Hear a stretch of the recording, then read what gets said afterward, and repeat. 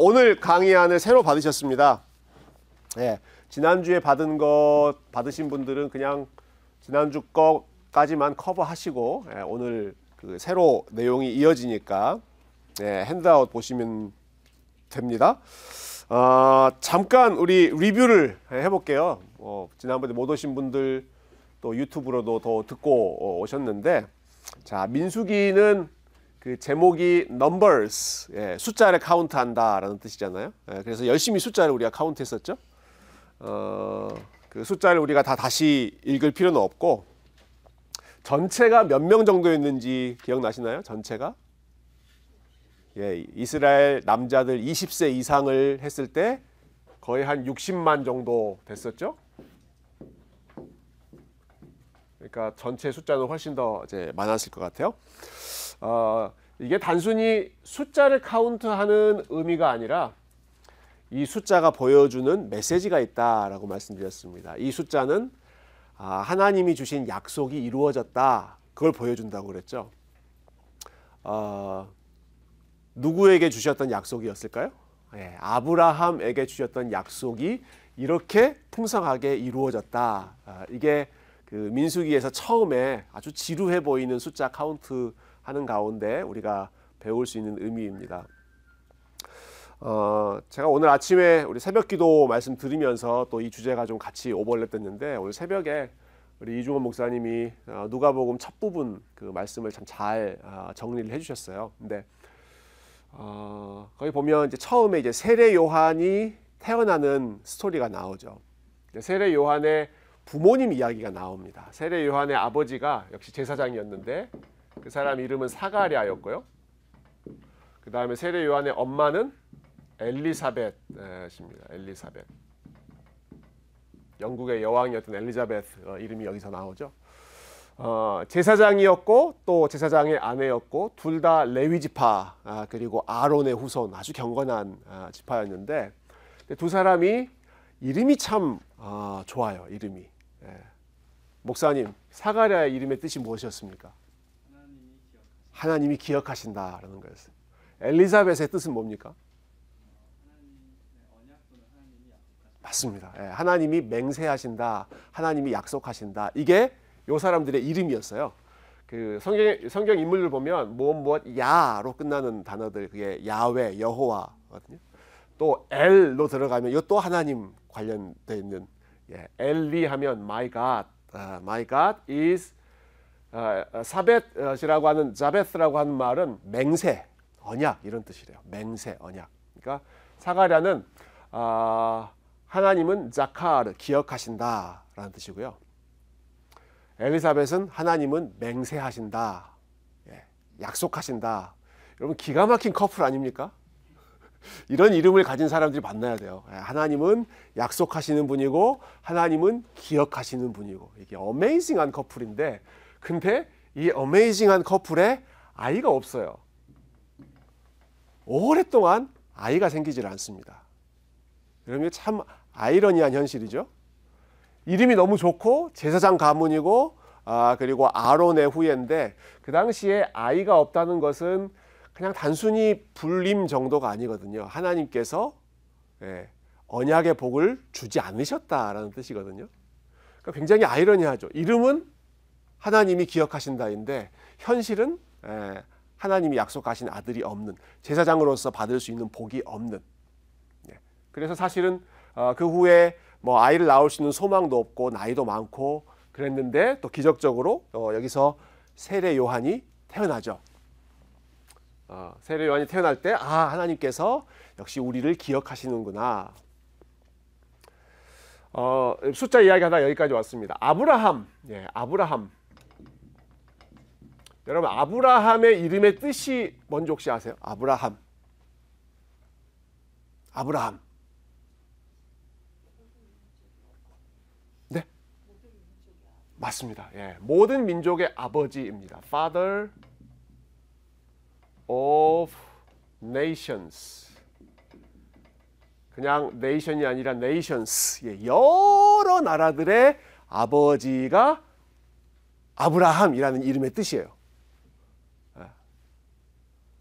이 이름을 주시면서 하나님이 약속하신 게 내가 너를 통해서 많은 민족이 나오게 하겠다라는 거잖아요. 너의 후손이 하늘의 별처럼 바다의 모래처럼 그렇게 태어나게 하겠다. 그게 아브라함에게 주신 약속이잖아요. 이름의 뜻이 너무 좋죠. 아브라함이 경험했던 현실은 어떨까요? 아브라함이 경험했던 현실. 아이가 안 생깁니다. 참 아이러니해요. 이름은 아브라함인데 아이가 안 생겨요. 하나님께서 뭐 어마어마한 나라를 이루겠다고 하시는데 뭐 수십 년 기다려도 아들이 안 생기는 그러한 현실이 이제 아브라함이죠. 여러분 이름 좋아하세요? 여러분 이름, 본인의 이름, 이름 뜻. 이중원 목사님 이름의 뜻이 뭡니까? 무거울 중에 으뜸 왔는데요. 아 예. 가장 중요한 사람. 가장 예. 그렇게 지어주신 것 그렇게 살고 있습니까? 그러려고 하고 있죠. 예. 무거울 중에 으뜸 원, 가장 무겁고 가장 중요한 사람이 되어라. 예. 이름 뜻이 어마어마하네요. 예. 또 누구 이름이 제일 좋을까요? 어떤 분 이름, 내 이름의 뜻은 이런 뜻이다. 좀 자랑스러운 이름 있으세요? 없으세요? 권사님 이름 뜻? 저요? 네. 내 이름 안 좋아하는데. 왜 안 좋아하세요? 옛날 이름 구슬옥자 아들 자자. 구슬옥의 아들 자자. 네. 옛날에는 아들은 좀 이렇게 그렇죠. 했으니까 그런 뜻 같아요. 맞아요. 구슬 같은 아들, 정말 옥구슬 같은 아들처럼 귀한 생명이다라고 하는 뜻으로 옥자라고 지으신 것 같아요. 중원. 제 이름은 신령할 영자의 샘 천자입니다. 그래서 막 신령한 것이 막 샘 솟는다. 우리가 다 왜 이렇게 이름을 이야기하면 웃을까요? 그리고 또 자기 이름을 이야기할 때 이렇게 좀 겸연쩍어질까요? 그 이름하고 내가 사는 삶하고 별로 좀 잘 안 맞는 것 같아서 그렇잖아요. 여러분 아브라함 이름을 생각해 보세요. 아브라함이 오늘 우리가 처음 만나신 분들 소개했는데 본인 소개를 해요. 안녕하세요. 저는 아브라함입니다. 이름 무슨 뜻이세요? 제 이름의 뜻은 Father of Nations입니다. 열국의 아버지입니다. 모든 민족의 아버지입니다. 들은 사람이 이렇게 반응하지 않았겠어요? 와, 자녀가 되게 많으신가 봐요. 아브라함이 뭐라고 그랬을까요? 아니요, 한 명도 없습니다. 여러분 그게 어떤 상황일까요? 아니 모든 민족의 아버지라며요. 이름이 아버지라며요. 근데 자기 아들이 없어요. 그래서 사실은 굉장히 사람들 앞에 본인의 이름 소개하거나 본인의 삶을 소개하는 게 굉장히 부끄러운 그런 시간을 오래 보냈죠. 25년 기다렸다가 아들 한 명 낳았고 또 수십 년 기다렸다가 손자 본 거는 그 후에 또 60년을 기다려야 또 손자 둘 보고 그리고는 아브라함은 떠났습니다. 그러니까 뭐 이렇게 뭐 나라 뭐 이런 거 보기가 사실은 쉽지 않은 그런 상황이었는데 그런데 어느 순간에 보니까 아브라함 한 사람을 통해서 나왔던 사람들이 12지파가 되고 이 12지파가 이집트에 들어갈 때 70명의 가족이 되고 그리고 시간이 흘러 60만 명의 남자만 대군이 이루어지는 하나님께서 아브라함에게 주신 그 약속을 지키시는구나. 엘리사벳 하나님이 약속하셨고 사가랴 하나님께서 기억하셔서 결국은 이렇게 이루어지는구나. 여러분 이게 이제 민수기를 시작하면서 우리가 보게 되는 그 하나님의 모습이죠. 자, 여기까지 우리가 살펴봤고요. 이제 오늘 3장과 4장부터 들어가서 저희가 지난주에는 주로 이스라엘 전체 그 인구 카운트를 했는데 3장과 4장은 우리가 레위지파, 레위지파에 대해서 조금 집중을 해보도록 하겠습니다. 여러분이 읽어오셨을 거라고 생각하고 제가 질문들을 좀 이 내용을 이해할 수 있도록 질문을 좀 많이 가지고 왔는데 이 질문 가지고 서로 대화하면서 내용들을 좀 설명해 보도록 할게요. 여러분 오늘 읽어온 그 본문도 사실 만만치 않죠. 이게 무슨 의미가 있을까? 되게 지루한 내용들 주로 있는데, 근데 참 보석 같은 내용이 참 많이 있어요. 이게 전 진짜 이번에 민수기 준비하면서 민수기가 참 보석 같은 책이다 그런 생각을 많이 했는데, 자 3장 넘어가 보겠습니다. 3장 1절부터 4절까지를 한번 같이 읽어볼게요. 3장 1절부터 4절 시작. 여호와께서 시내산에서 아론과 모세가 낳은 자는 이러하니라.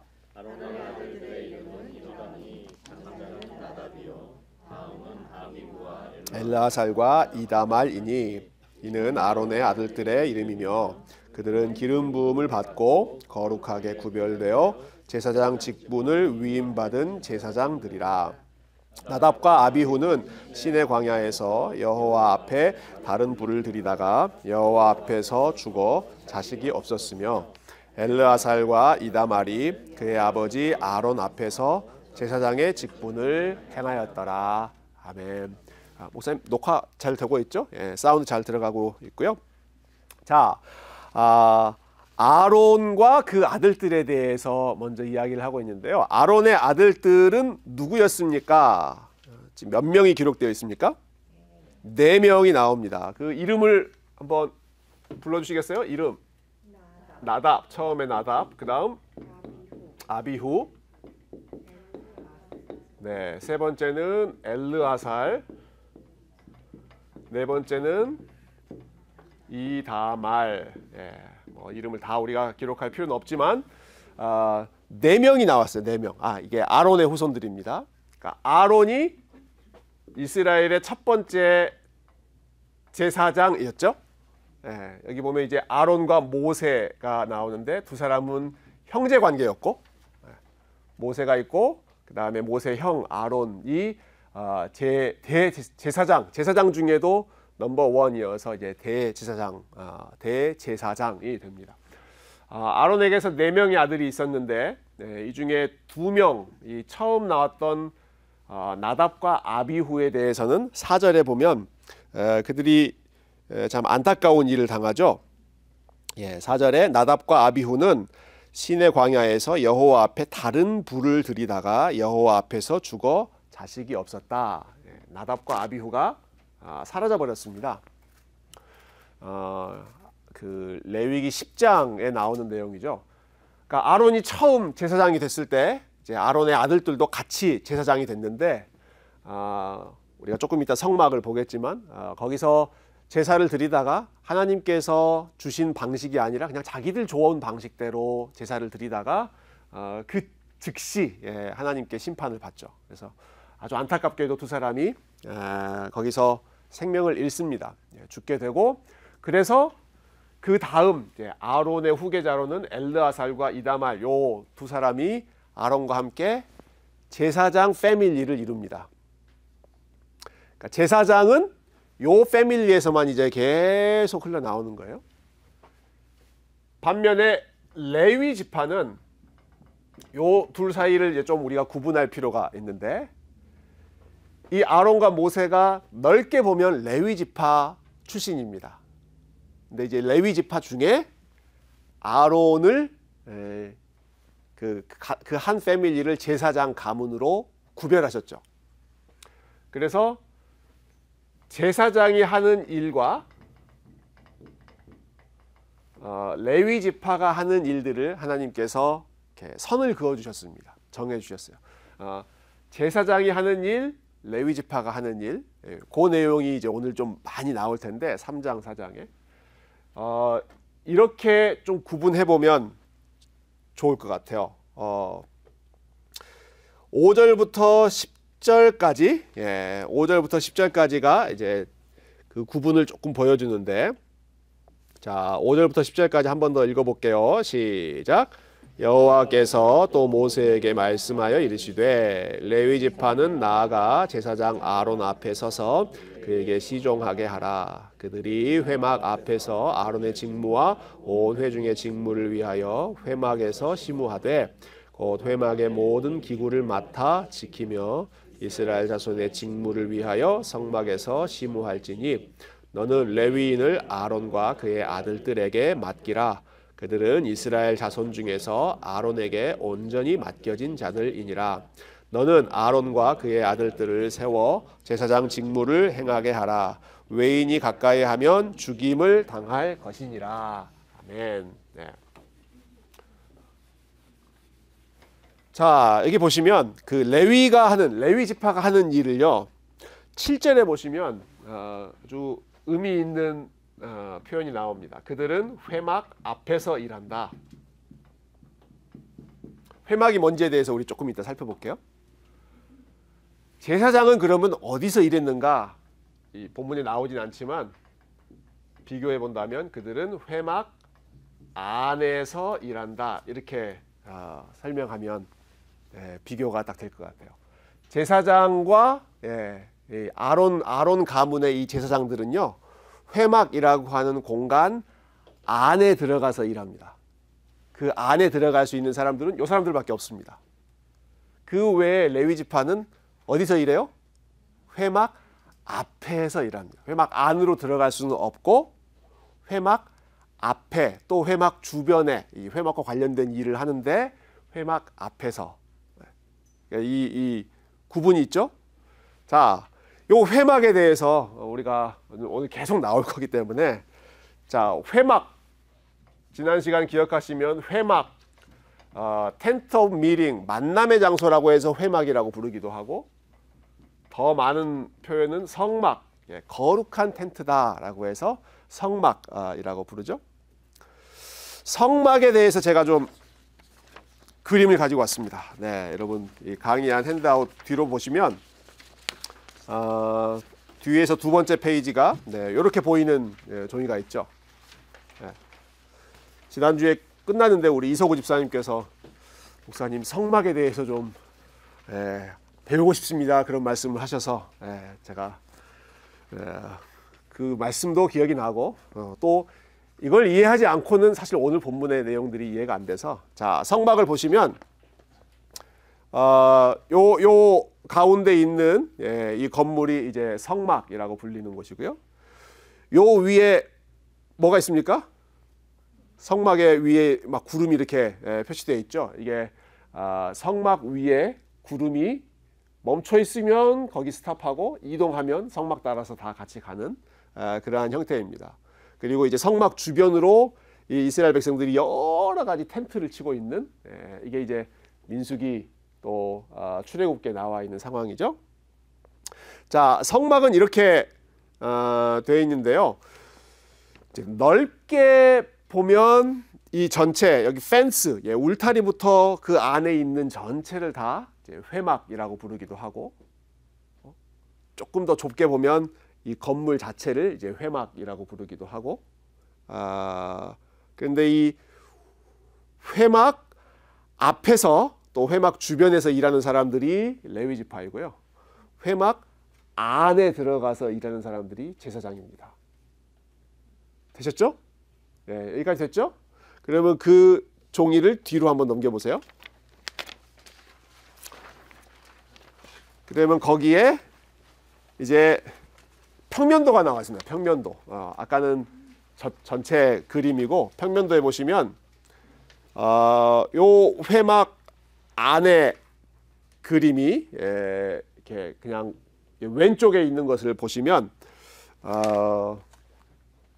자, 이거를 같이 설명을 하면서 그림을 그리면서 하는 게 더 좋을 것 같습니다. 네.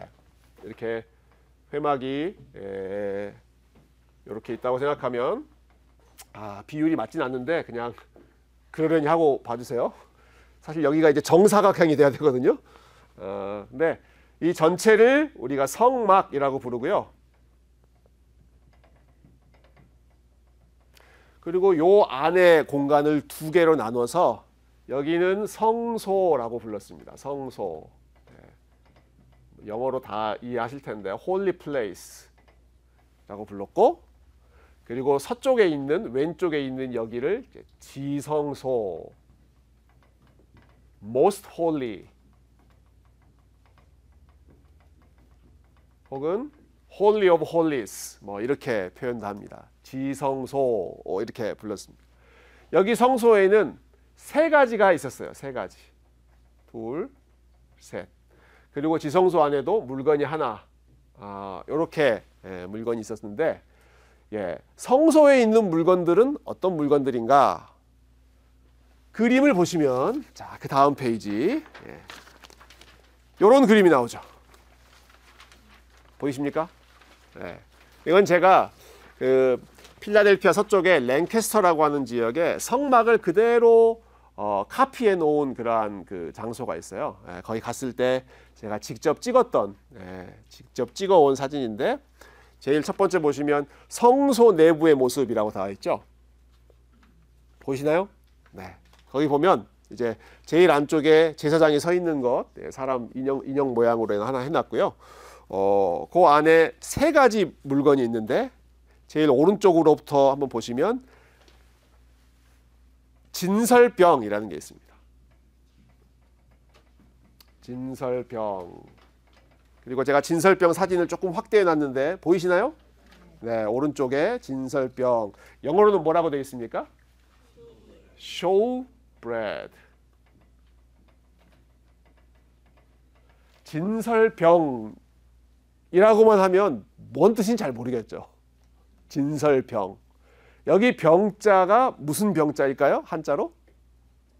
이게 떡병입니다. 떡. 오병이어 할 때 그 병.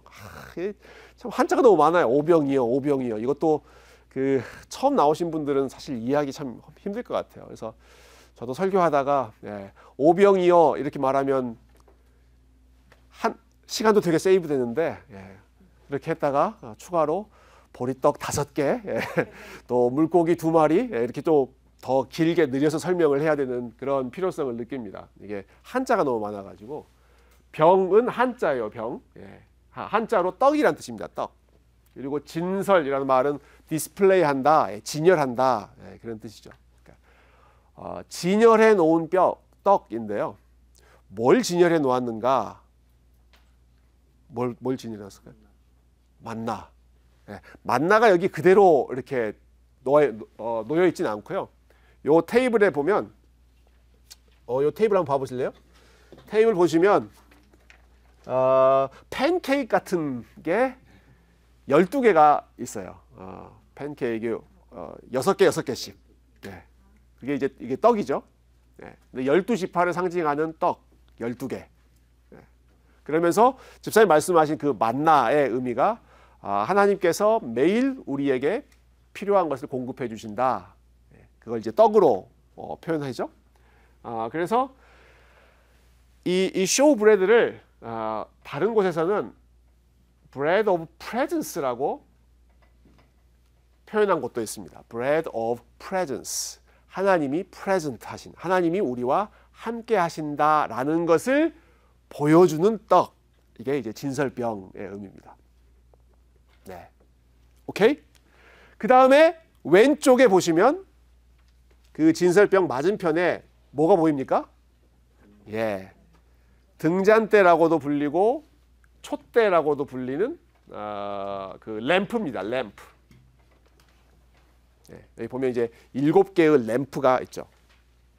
자, 요 위치가 등잔대가 있는 위치고, 여러분 사진으로는 등잔대 촛대 한번 보세요. 여기는 지금 전구로 표현했지만 이게 그 당시는 전구가 아니었겠죠. 뭐 올리브 오일 뭐 이런 걸로 불을 피우는 요 불이 꺼지지 않게 하는 게 제사장의 중요한 역할 중에 하나였습니다. 근데 여기 가면 여기는 이거 사방이 다 막혀 있는 공간이거든요. 깜깜해요. 깜깜한데 이 불빛이 딱 켜져 있으면 이게 환하게 비춰지겠죠. 그러니까 캄캄한 세상 가운데 하나님이 하나님의 영광의 빛을 비추셔서 어두움을 밝히신다. 이게 이 램프가 가지고 있는 의미입니다. 지난번에 2주 전에 저랑 같이 이제 여행 가신 분들이 여기 몇 분 계신데, 우리 여행 갈 때 제일 먼저 타이비 아일랜드에서 방문했던 데가 어디였습니까? 등대였습니다. 라이트하우스. 등대를 갔어요. 기억나시죠? 등대 가신 분들? 예. 등대 위에까지 올라가신 분. 올라가셨어요. 예. 세 분 올라가셨네요. 예. 거기 제일 꼭대기까지 뭐 계단이 몇 개였나요? 뭐 120개, 130개 뭐 그랬나요? 175개였어요, 권사님. 175개 계단을 올라가면 거기에 이제 불을 비추는 그 램프가 있습니다. 큰 전구가 있는데 거기 한번 올라갔다가 내려오면요. 저도 뭐 운동 좀 한다고 생각하는데 올라갔다 내려오면 다리가 좀 후들후들 거릴 정도로 이게 만만치 않더라고요. 근데 그 등대 올라가기 전에 또 다른 건물이 하나 있는데 거기가 불을 붙이는 그 건물이 있었어요. 불을 붙이기 위해서 그 아주 많은 양의 기름을 계속해서 이렇게 준비하고 불을 붙여서 그 등대에 불이 꺼지면 안 되잖아요. 멀리서도 볼 수 있도록 해야 되니까. 그래서 이 등대를 지키는 사람이 하는 일이 매일 하루에 몇 번씩 정기적으로 불을 들고 올라가서 그 꼭대기에 붙이고 불이 잘 붙어 있나 확인하고 내려오고 또 불이 꺼질 때 되면 또 올라가서 175개 계단을 올라가서 그 붙이고 내려오고 그런 일들을 했습니다. 제가 그걸 보고 요거 제사장이 하는 일이랑 비슷하다라는 생각을 그때 좀 했었어요. 그러니까 뭐 어떤 날씨건 뭐 어떤 상황이건 간에 그 불이 꺼트리지 않도록 하는 게 이 등대지기의 역할인데 제사장의 역할이 요 어두운 그 공간 안에 램프의 불이 꺼지지 않도록 항상 그 불을 관리하는 거. 그게 이제 램프의 역할이었고요. 자, 가운데에는 여기에 분향단이라고 하는 또 작은 기구가 있습니다. 분향단. 영어로는 뒷장을 보시면 incense라고 되어 있습니다. incense. 분향단. 여러분 분향단 뭔지 아세요? 분향단 뭐 하는 겁니까? 향을 피우는 거죠. 제사 드릴 때 향을 피우는 거죠. 한국에 가면 한국에서 우리 장례식장 가면 꼭 이거 있습니다. 그 뭐 병풍 뒤에 이제 관이 있고 그 앞에 향을 피우는 게 있잖아요. 그래서 뭐 우리 크리스찬들은 그렇게 하지 않지만 일반적으로는 거기에 향을 피워서 그 향이 올라가면 뭐 이제 본인들의 이제 존경하는 마음을 그렇게 전달하는 것처럼 제사장이 여기서 이제 향을 피웁니다. 아까 아론의 두 아들 중에 두 명 죽은 아들이 있잖아요. 그 사람들이 여기서 향을 피우는데 하나님이 정해놓으신 방법이 있는데 그게 아니라 그냥 자기들이 생각하는 방식대로 불을 피우다가 그 불에 본인들이 타서 죽게 되죠. 그러니까 가장 거룩한 장소이기 때문에 함부로 하면 안 되는 그런 좀 엄중한 우리 이중원 목사님 중자처럼 아주 무거운 책임감이 있었거든요. 자, 여기가 성소예요. 성소. 여기는 뭐 글씨를 많이 써야겠네요. 제사장. 제사장. 아론의 후손들 제사장들이 여기를 들어갈 수 있습니다. 매일 들어갑니다. 매일 들어가서 여기서 향을 피우면서 하나님께 기도드리고 또 진설병에 있는 그 떡들을 매일 새로운 것으로 교체하고 불을 피우고 하는 그런 일들을 제사장들이 했고요. 그리고 이 성소와 지성소를 가로막고 있는 큰 휘장이 있습니다. 커튼. 그거 어떻게 생겼는지 한번 볼까요? 휘장 보이시죠? 그러니까 여기 있는 요 안에 있는 모든 건물들은 다 금색으로 황금색으로 되어 있고 휘장은 뭐 보라색 이런 것들로 이제 커튼이 되어 있는데 여기는 요 안은 제사장이라고 해도 들어갈 수가 없고 여기는 하이 프리스트 대제사장만 들어갈 수 있는데 대제사장도 매일 들어갈 수 있는 게 아니라 딱 1년에 한 번만 들어갈 수 있는 그런 아주 most holy한 곳이 여기였습니다. 지성소. 이 커튼. 그런데 예수님께서 이게 십자가 달리실 때 커튼이 찢어지죠. 그러니까 여기는 아무도 들어갈 수 없는 곳이었는데 이제는 누구나 들어갈 수 있게 됐다. 그걸 보여주는 게 예수님의 이제 십자가의 사역이었는데, 자, 요 안에 들어가면 뭐가 있는가? 거기 보면 제일 마지막 사진에 언약궤라고 하는 게 있습니다. 자, 그거 한번 봐보세요.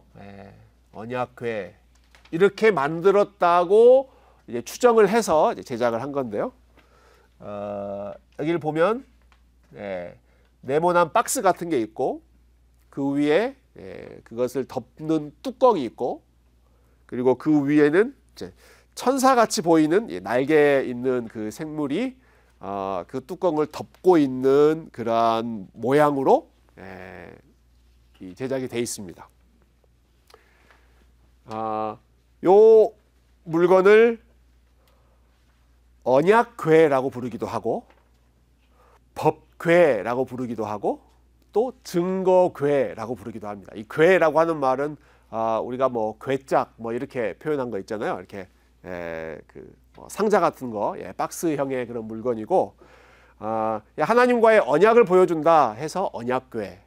그리고 요 안에 또 그 모세의 십계명이 들어가 있었기 때문에 법궤 이렇게 부르기도 하고 하나님을 증거하는, 그러니까 하나님이 거룩한 하나님이 여기 계신다는 것을 증거한다는 차원에서 이제 증거궤 이렇게 부르기도 합니다. 자, 여기까지 되셨어요? 자, 요걸 이제 이해해야 그 다음 내용들이 이제 연결이 되기 때문에, 자, 제사장들은 요 안에서 일하는 사람, 특별히 대제사장은 지성소 안에까지 들어가서 일하는 사람이고 일반 제사장은 요 안에서 일하는 사람이고 레위 지파는 이 성소 바깥에서, 성소 앞에서, 성소 주변에서 일하는 사람들이 레위 지파 사람들이었습니다. 자, 이걸 염두에 두시고 이제 다시 앞으로 한번 들어가 볼게요.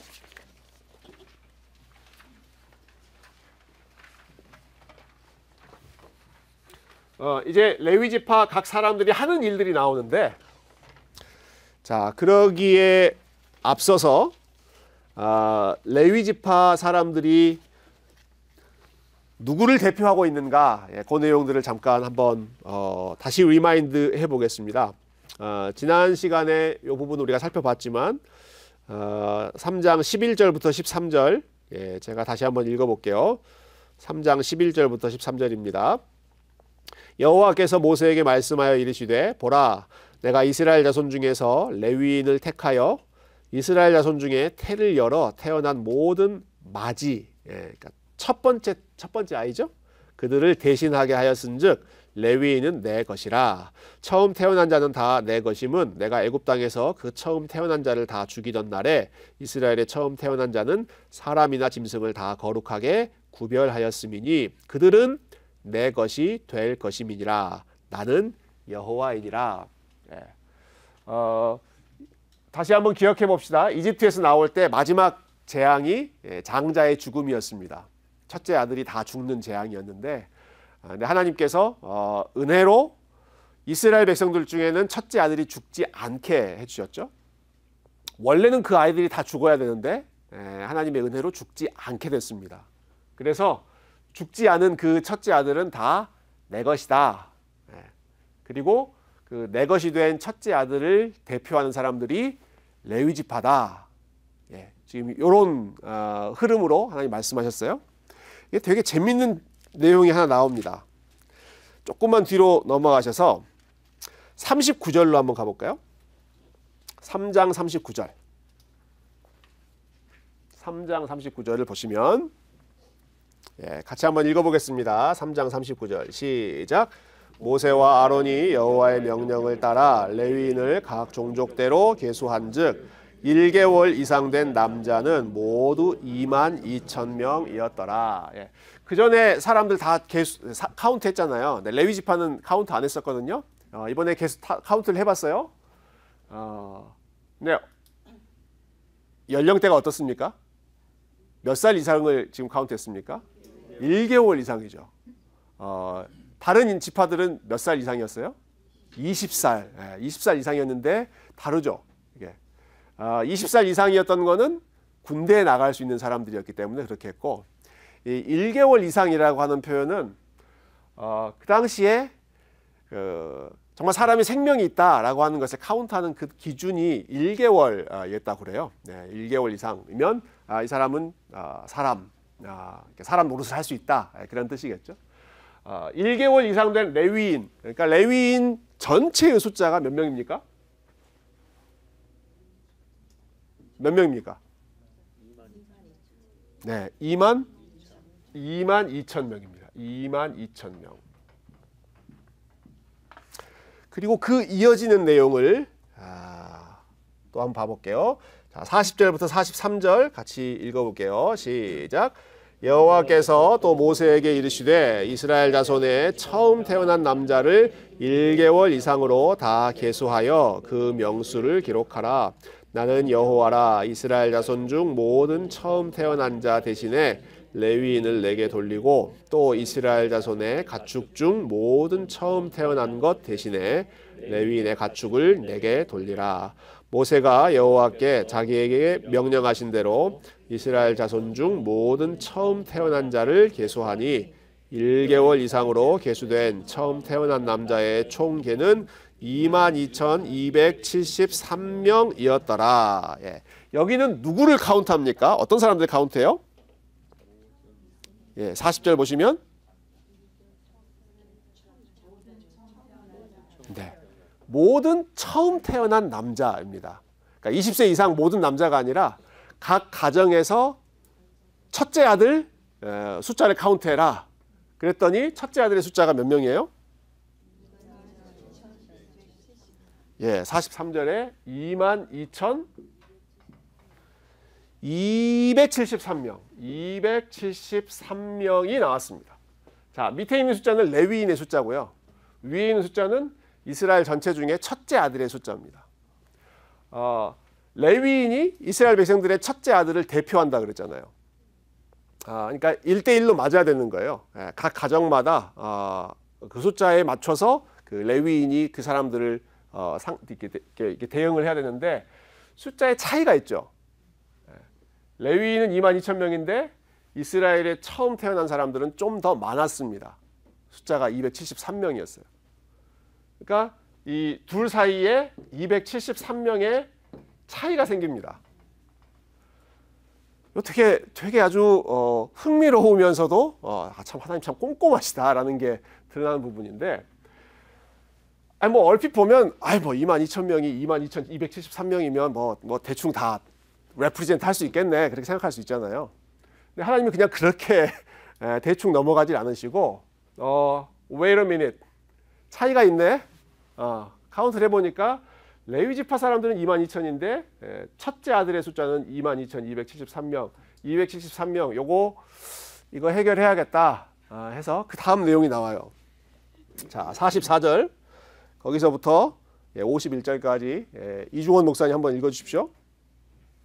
여호와께서 모세에게 말씀하여 이르시되 이스라엘 자손 중 모든 처음 태어난 자 대신에 레위인을 취하고 또 그들의 가축 대신에 레위인의 가축을 취하라. 레위인은 내 것이라. 나는 여호와니라. 이스라엘 자손의 처음 태어난 자가 레위인보다 273명이 더 많은즉 속전으로 한 사람의 5세겔씩 받되 성소의 세겔로 받으라. 한 세겔은 20데나리라. 그 더한 자의 속전을 아론과 그의 아들들에게 줄 것입니다. 모세가 레위인으로 대속한 이외의 사람에게서 속전을 받았으니 곧 이스라엘 자손의 처음 태어난 자에게서 받은 돈이 성소의 세겔로 1,365세겔이다. 네, 거기까지 읽겠습니다. 자, 차이가 있어요. 273명. 차이가 있으니까 하나님께서 그 지시하신 내용이 원칙적으로는 이 한 사람이 각 가정의 첫째 아들을 다 대표해야 되는데 지금 273명이 플러스로 레위인이 다 대표할 수 없는 사람들이 남아있기 때문에 이렇게 하자. 각 한 사람을 여기 보면 이제 속전이라고 하는 말이 나오죠. 우리가 지난 시간에도 잠깐 봤는데요. 속전, 그 목숨값이라고 하는 뜻입니다. 랜섬. 그 사람의 목숨을 대신할 수 있는 그런 값으로 하나님께서 5세겔이라고 하는 그 돈을 지정을 해주셨습니다. 성소에서 쓰는 돈으로 5세겔. 그러니까 여기 레위인이 대표할 수 없는 남아있는 273명에 대해서는 한 사람당 5세겔로 그 사람의 생명값을 카운트하자. 그래서 273 곱하기 5 하면 총 몇 세겔이 나올까요? 3, 5, 15, 7, 5, 35. 네. 250, 예, 250 해가지고, 네, 예, 1365가 이렇게 되죠. 저희 애들한테, 야, 너 곱셈 이렇게 하면 쉬워 해가지고 제가 이렇게 가르쳐 줬는데, 여기는 그렇게 또 안 하더라고요. 네, 하는 방법이 다 달라가지고, 야, 이렇게 하면 되는데, 저희 아이들이, 아빠 그렇게 하면 안 된다고. 자, 이렇게 해서 213 곱하기 5 해서 1365 세겔이 나오죠. 방금 읽은 50절에 보시면, 이스라엘 자손의 처음 태어난 자에게서 받은 돈이 성소의 세겔로 1365 세겔이라. 이렇게 해서 요 차이를 정확하게 해결을 합니다. 여러분 이걸 보면서 뭘 느끼시나요? 하나님 참 꼼꼼하시다. 그런 생각 좀 들지 않으세요? 사실 대충 넘어가시는 게 아니라 또 이걸 정확하게 하나님이 카운트 하시죠. 네. 그러니까 뭐 이렇게 교회 일 우리가 대충 은혜로 넘어가자 뭐 보통 그런 이야기 많이 할 때가 있는데 사실 그러면 안 됩니다. 좀 정확하게 할 거는 정확하게 카운트 해야 되는 그런 필요성이 있고요. 근데 그만큼 이 원리를 하나님이 중요하게 생각하셨다는 것을 우리가 알 수 있는 것 같아요. 그러니까 레위인이 정말 이스라엘 모든 사람들을 정확하게 대표해야 된다. 한 사람도 빠져버리면 안 된다. 한 사람도 그 책임에서 빠지면 안 된다. 그리고 레위인들이 하나님을 섬기는 것이 이스라엘 백성들 전체가 하나님을 섬기는 것이기 때문에 중간에 어떤 그 미싱 파트가 생기지 않도록 이런 부분까지 정확하게 하나님이 계산할 정도로 이 레위인이 가지고 있는 위치가 중요했다라고 하는 것을 우리가 한번 확인할 수 있겠죠. 자, 첫 번째 페이지에 여러분 7번 문제로 내려가시면 이제 레위 지파 사람들을 저희가 함께 좀 살펴보겠습니다. 자, 17절, 3장 17절 다시 앞으로 좀 내려오시면 네, 숫자는 지우고요. 3장 17절 같이 읽어볼까요? 시작.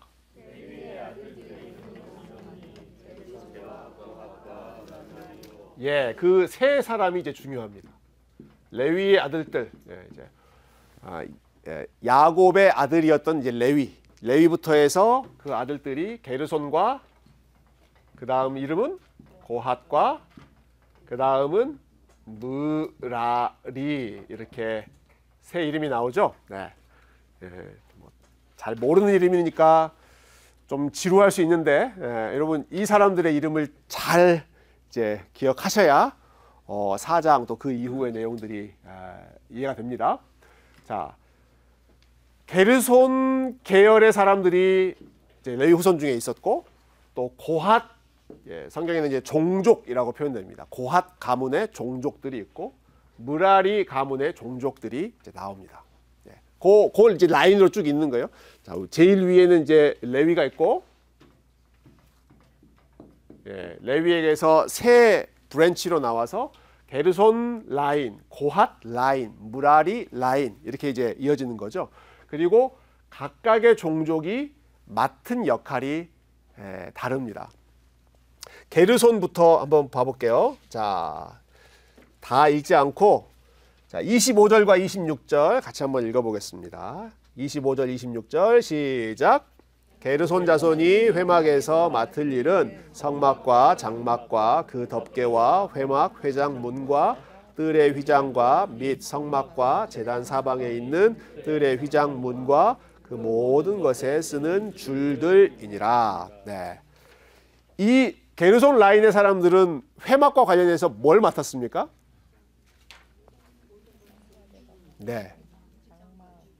네, 그런 것들 맡았죠. 여기 보면 주로 천과 관련된 내용들을 좀 많이 맡았던 것 같아요. 휘장, 커튼, 그리고 아까 그 건물에 보시면 이 건물을 사실 겹겹으로 쌓았거든요. 그게 다 천으로 이제 쌓은 거죠. 겹겹으로 쌓은데 처음에는 뭐 파란색 천으로 다 쌓고 뭐 그 다음에는 보라색 천으로 쌓고 하는 그런 그 겹겹으로 쌓는 그러한 일들이 나옵니다. 네. 그 안에 보이지 않도록 완전히 철통으로 커버를 하는 거예요. 그리고 요 각각의 펜스가 또 있었잖아요. 예, 펜스 나무 기둥 주변에 또 들어가지 못하도록 가로막는 그러한 그러한 천, 이런 것들을 다 맡은 사람들이 천, 휘장, 이게 이제 게르손 패밀리들이 맡았습니다. 됐죠? 그 다음 고핫이라고 하는 계열은 뭘 맡았는가? 31절 한번 볼까요? 31절 읽겠습니다. 시작. 그들이 맡을 것은 증거궤와 상과 등잔대와 제단들과 성소에서 봉사하는 데 쓰는 기구들과 휘장과 그것에 쓰는 모든 것이며, 자, 이 사람들은 뭘 맡습니까? 그들이 맡은 것은 요 성소 안에 있는 물품들입니다. 자, 증거궤, 이 언약궤죠. 증거궤, 제일 중요한 물건 증거궤 맡았고, 또 등잔, 상과 상, 이 진설병을 놓은 테이블, 떡상이라고도 불리는데, 상과 등잔대와 또 제단, 이 제단이라고 하는 게 분향단, 그리고 밖에 있는 그 제단들도 포함하는데, 이러한 것들을 어떤 사람들이 맡았어요? 어떤 계열의 사람들? 고핫. 고핫. 좀 유치하지만 아주 핫한 계열의 고핫. 이 사람들은 아주 핫하게 가는 사람들이에요. 제일 중요한 물건을 맡았기 때문에. 제일 중요한 물건이에요. 마지막 무라리는 뭘 맡았는지 봅시다. 무라리 36절과 37절 같이 읽을까요? 시작. 무라리 자손이 맡을 것은 성막의 널판과 그 띠와 그 기둥과 그 받침과 그 모든 기구와 그것에 쓰는 모든 것이며, 뜰 사방 기둥과 그 받침과 그 말뚝과 그 줄들이니라. 이 사람들은 주로 어떤 물건들을 많이 맡은 것 같아요? 목재, 나무, 물건, 이렇게 그 기둥이 되는 것, 프레임 역할을 하는 것을 많이 맡았죠. 기둥 역할. 제가 지난주에 그런 표현을 썼는데, 좀 레위지파에게는 죄송한 표현이지만 이 레위지파가 한 일은 일종의 전문 이삿짐 센터 역할을 했다라는 말씀을 제가 드렸어요. 그러니까 이동해, 그러면 다 철거해서 이동했다가 구름이 멈추면 거기에 다시 이 성막을 새롭게 다 세우죠. 그러면 일단 무라리 계열의 사람들이 기둥 탁탁탁 세우고, 거기에 맞춰서 게르손 사람들이 천으로 쭉 싸고 덮고 하는 그런 일들을 하고, 그리고 이제 고핫 요 사람들이 요 안으로 들어가서 이 물건들을 이제 세워 놓는 방식으로 이동이 진행됐을 것 같아요. 그 내용이 좀 더 자세하게 설명되어 있는 부분이 4장인데요. 4장.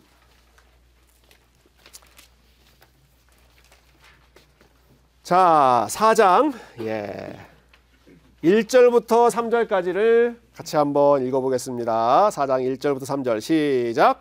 또 여호와께서 모세와 아론에게 말씀하여 이르시되 레위 자손 중에서 고핫 자손을 그들의 종족과 조상의 가문에 따라 집계할지니 곧 30세 이상으로 50세까지 회막의 일을 하기 위하여 그 역사에 참가할 만한 모든 자를 계수하라. 이제 레위 지파 사람들을 숫자를 카운트하는 내용이 드디어 이제 나오는데, 제일 먼저 이 고핫 패밀리를 카운트해라라고 하죠. 근데 몇 살부터 몇 살까지를 카운트하라고 나옵니까? 30에서 50까지를 카운트해라. 30에서 50까지 성소에서 일할 수 있는 사람들을 카운트해라. 즉 30세부터 50세까지가 성소에서 일할 수 있는 나이였습니다. 군대에 나갈 수 있는 나이는 몇 살부터였어요?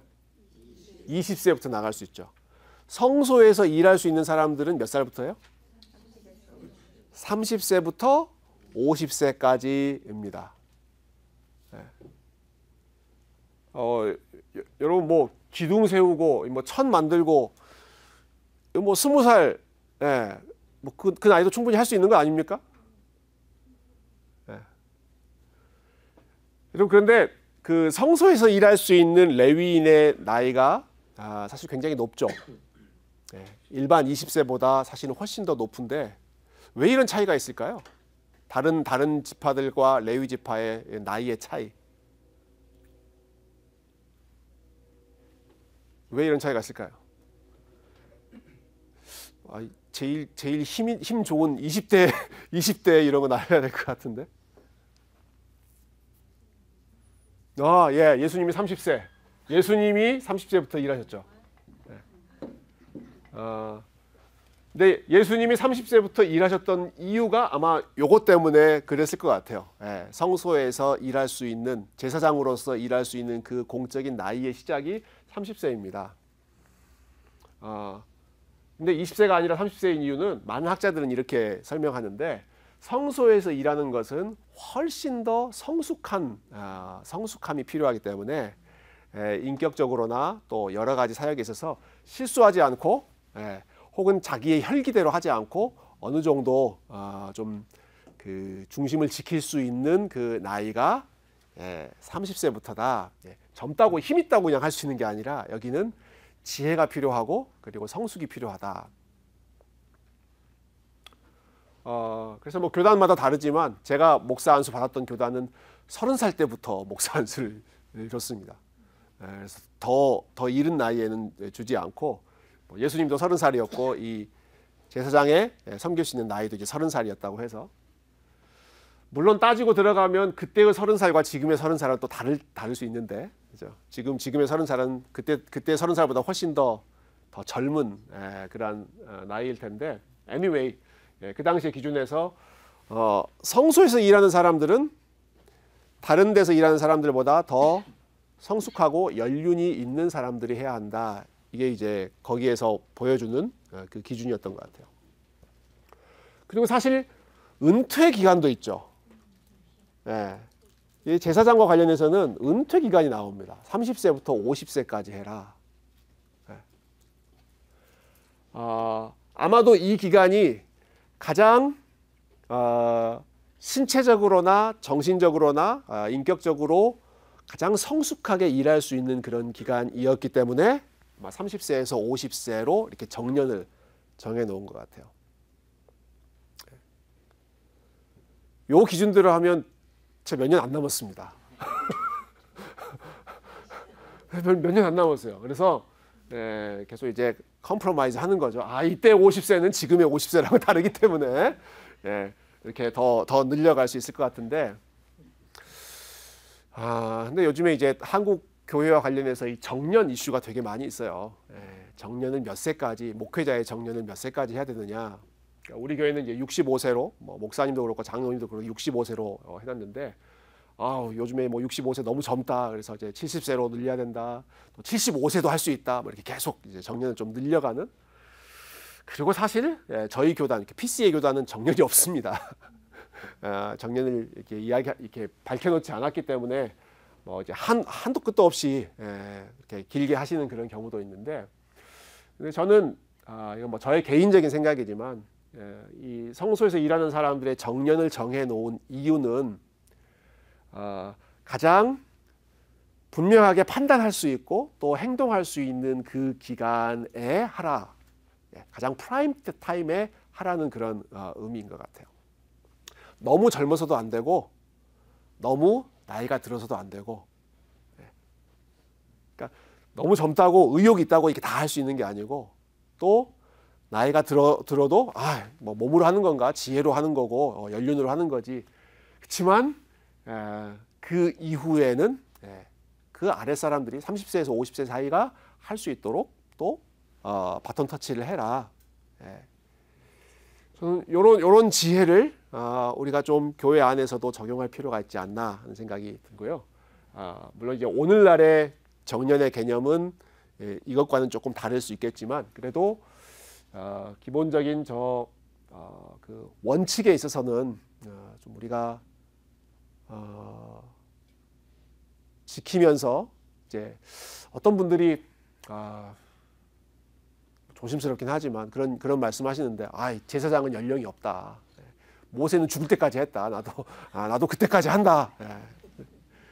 근데 모세를 적용하시려면 80세부터 하셔야 돼요. 그렇지 않아요? 그러니까 이거를 이제 본인에게 유리한 방식으로만 좀 이렇게 막 적용하려고 하는 그런 경향이 있는데 저는 요 연령에 보여주는 그러한 어떤 그 기본적인 프린시플을 우리가 좀 분별할 필요가 있다라는 생각을 요 내용들을 보면서 또 다시 한번 해봤습니다. 자, 30세부터 50세까지를 카운트합니다. 그리고 나서 각각의 패밀리들이 할 역할들을 이제 알려주시는데요. 4절부터 나오는데 5절부터 제가 읽어볼게요. 이건 아론 계열의 제사장들이 하는 것과 연결되기 때문에요. 자, 5절부터 보시면 5절부터 14절까지는 다 아론과 그 아들들 제사장들이 하는 일들입니다. 그럼 보세요. 제가 읽어볼게요. 5절. 진영이 전진할 때, 즉 이제 캠프가 이동하는 거예요. 그때는 아론과 그의 아들들이 들어가서 누가 들어가요? 아론과 그 아들들이 들어가요. 어디를 들어간다는 걸까요?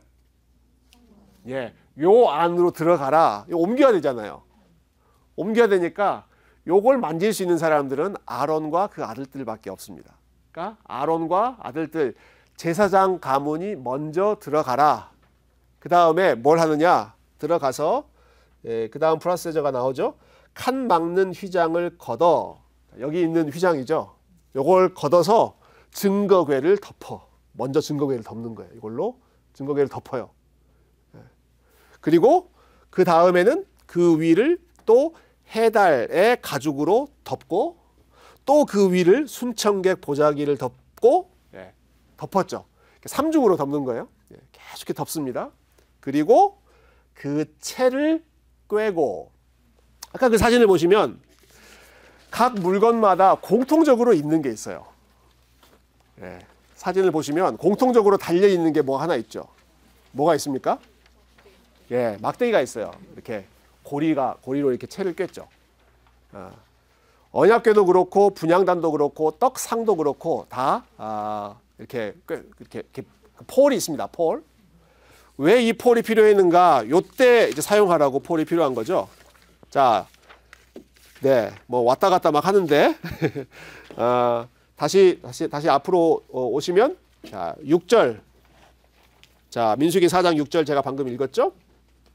자, 그리고 이제 이런 식으로 비슷한 절차가 계속됩니다. 7절로 넘어가면 진설병의 상에 청색 보자기를 펴고 대접들, 숟가락, 주발들 뭐 이런 것들, 진설병 먼저 또 챙겨라. 거기에 보자기 펴고 거기에 물건들 담고 아론과 제사장들이 싸는 거예요. 그럼 그 다음에는 또 등잔 때 역시 보자기로 꽉 이렇게 덮어서 싸고 분향단도 다 싸고 이렇게 다 싸죠. 먼저 이런 걸 다 쌉니다. 그리고 15절 볼까요? 15절. 자, 15절은 같이 한번 읽어보겠습니다. 자, 15절과 16절 시작. 진영을 떠날 때 아론과 그의 아들들이 성소와 성소의 모든 기구 덮는 일을 마치거든 고핫 자손들이 와서 매일 것이니라. 그러나 성물은 만지지 말라. 그들이 죽으리라. 회막 물건 중에서 이것들은 고핫 자손이 매일 것이며 제사장 아론의 아들 엘르아살이 맡을 것은 등유와 태우는 향과 항상 드리는 소제물과 관유이며 또 장막 전체와 그 중에 있는 모든 것과 성소와 그 모든 기구니라. 아론의 아들들이 이거를 다 안 보이게 꽁꽁 싸면 그 다음에 그것을 메고 가는 사람들이 있습니다.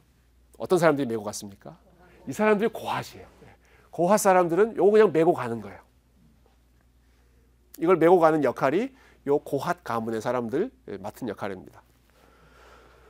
근데 이때 이 사람들이 절대 안 해야 되는, 주의해야 되는 게 하나 있습니다. 뭘 하면 안 되죠? 만지면 안 돼요. 거기에 닿으면 안 돼요. 아니 어떻게 안 만지고 옮길 수 있어? 그래서 이 폴이 필요한 거죠. 폴만 잡고 그 물건에 본인의 몸이 닿지 않도록 해라. 뭐 이렇게까지 하시나 싶지만 이제 그만큼 이 내용들이 이제 거룩한 물건이기 때문에 거룩한 하나님에 대해서 우리가 함부로 접근할 수 없다는 그 무거운 책임감을 맡겨주셨습니다. 고핫 사람들은 어떤 훈련을 했을까요? 고핫 사람들이 연습했던 건 뭘까요? 네? 네. 균형 맞추면서 하는 거. 그렇죠. 예, 그거 중요하죠. 예, 같이 가면서 이거 떨어지지 않도록 맞추는 거 하고, 옮길 때 몸이 부딪히지 않도록 예, 간격을 예, 철저하게 준비하는 거 하고, 또 아마 이런 것도 훈련하지 않았을까 싶어요. 아무리 다급한 상황이어도 터치하지 않는 훈련. 예, 이거 뭐 좀 멘탈 훈련일까요? 예, 떨어져도 만지면 안 돼.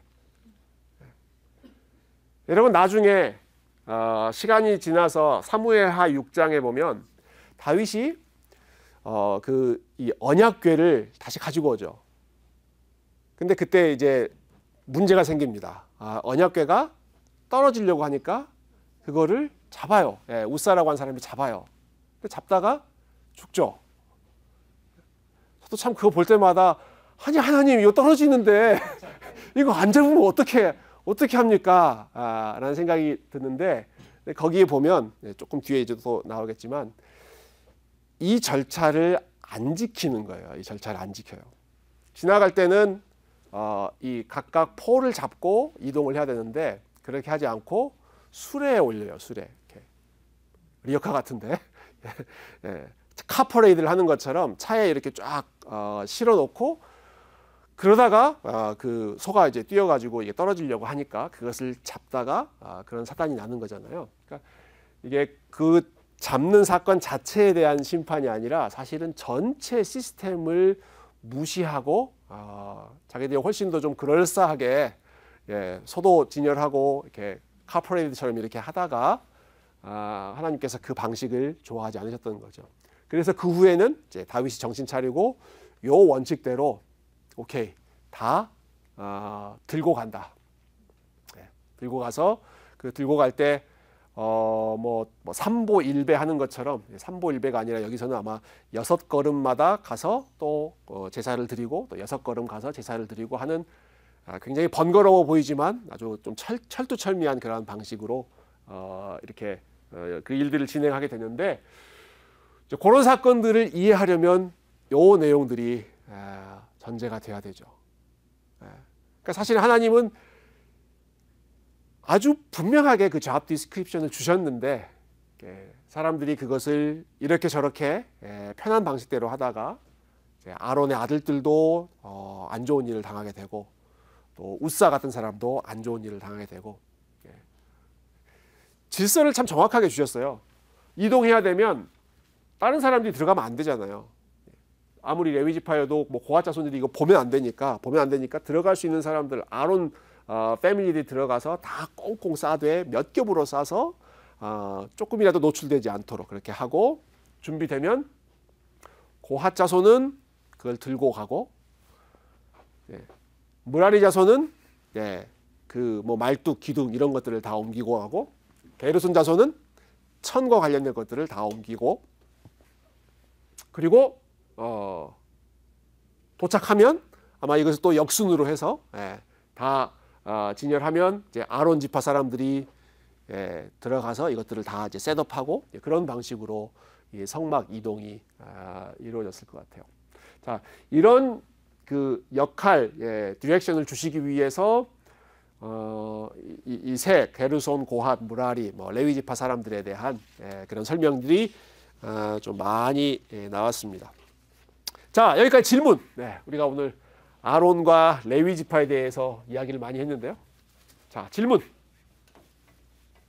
아니면 또 여러분 생각. 네. 네. 3장 46절에서 52절까지 속전에 대해서 이야기를 했는데요. 네. 그러니까 이 속전을 여기를 읽으면서 속전을 생각하면서 이게 예수님 예수님께서 십자가에서 죽으심으로 그 속전을 해결하시는 거라고 생각하면 되나요?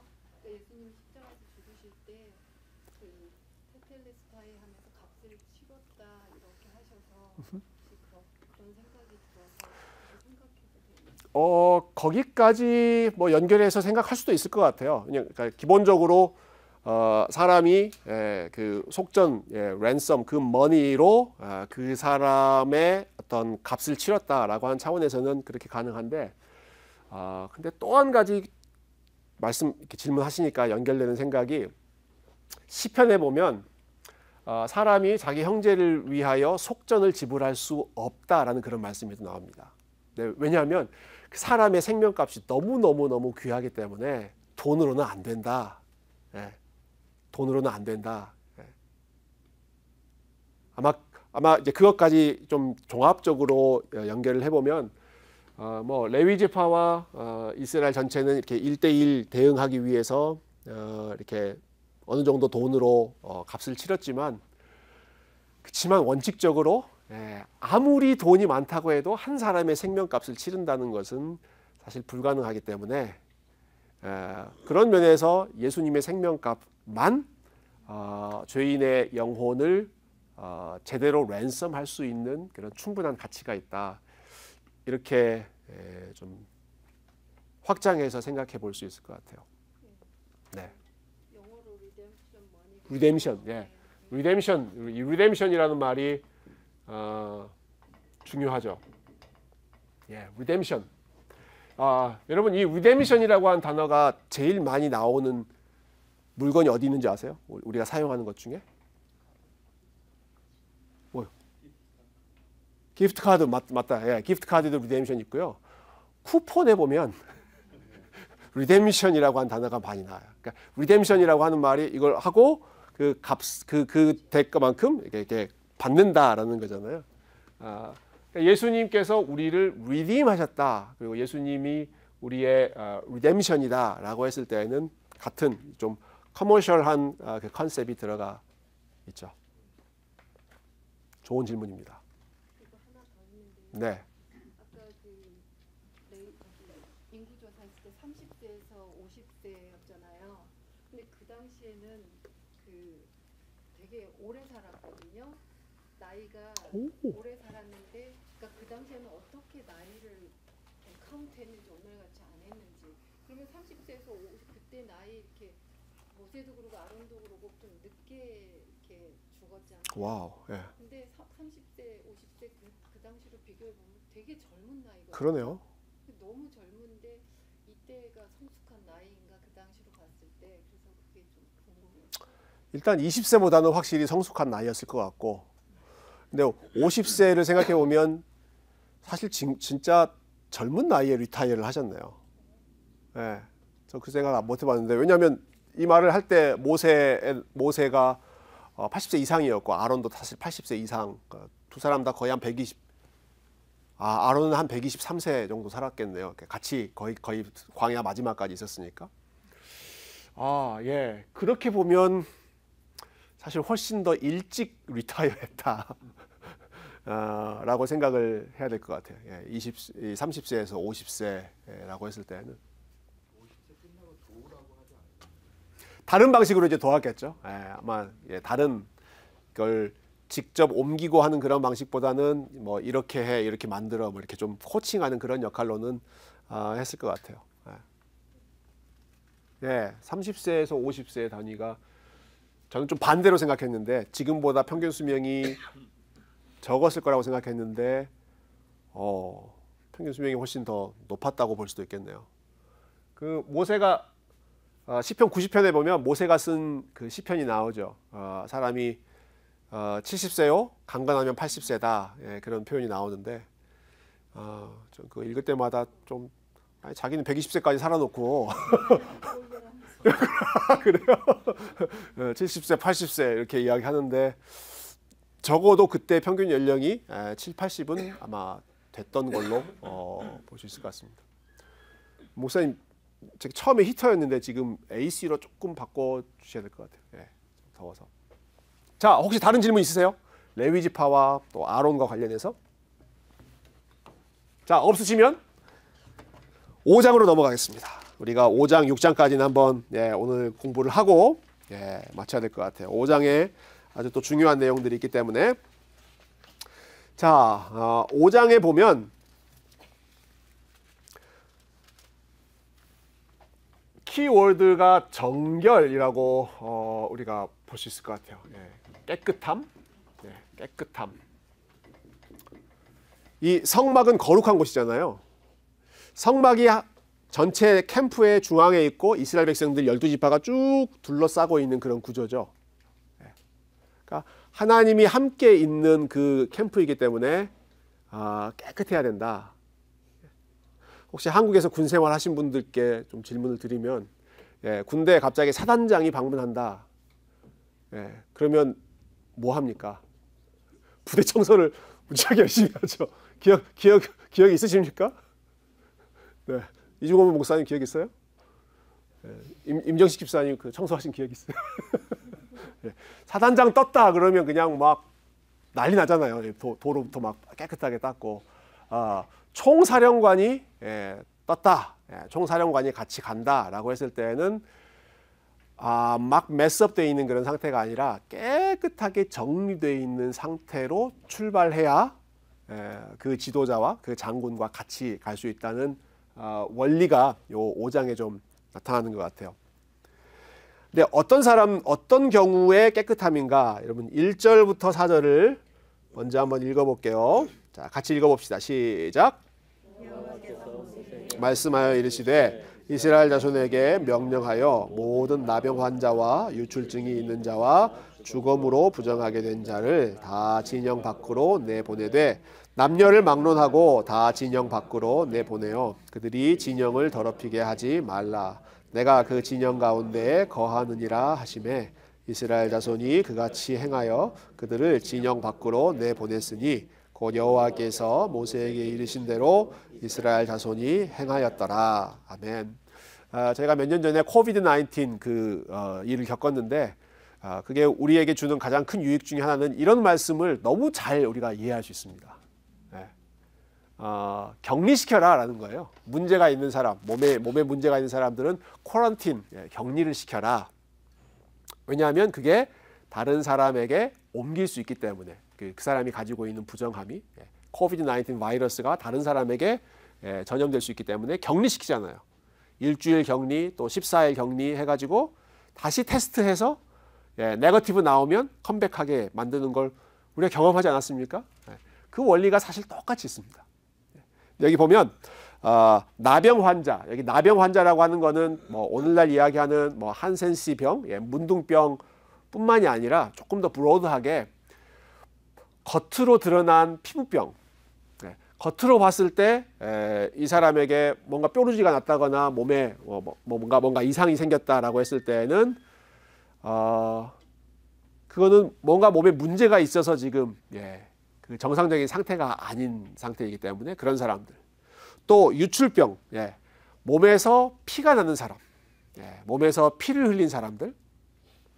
그리고 죽음으로 부정하게 된 자, 시체를 만졌거나 시체와 접촉하게 돼서 죽음과 조금이라도 연결된 그런 사람들은 이 사람 어떻게 해라? 이런 사람들 어떻게 해야 돼요? 진영 밖으로 아까 같이 살고 있는 이 진영에서 바깥으로 보내고 정기적으로 그 사람의 상태를 확인해서 좋아지면 다시 들여보내라. 그 절차가 레위기 11장부터 15장에 훨씬 더 자세하게 나옵니다. 이렇게 하는 이유는 그 공동체 전체의 물리적인 위생 상태 또 영적인 위생 상태를 지키기 위해서죠. 그 이유를 말씀하시는데 3절에 보시면 내가 그 진영 가운데에 거하느니라. 하나님께서 내가 너희 가운데 있기 때문에 내가 있는 곳은 조금이라도 더러운 것이 있어서는 안 된다. 먼저는 개인적인 몸과 관련해서요. 개인의 몸과 관련해서 조금이라도 더러운 것이 있어서는 안 된다. 5절로 넘어가 보시면요. 또 다른 측면에서의 거룩함을 말씀하시는데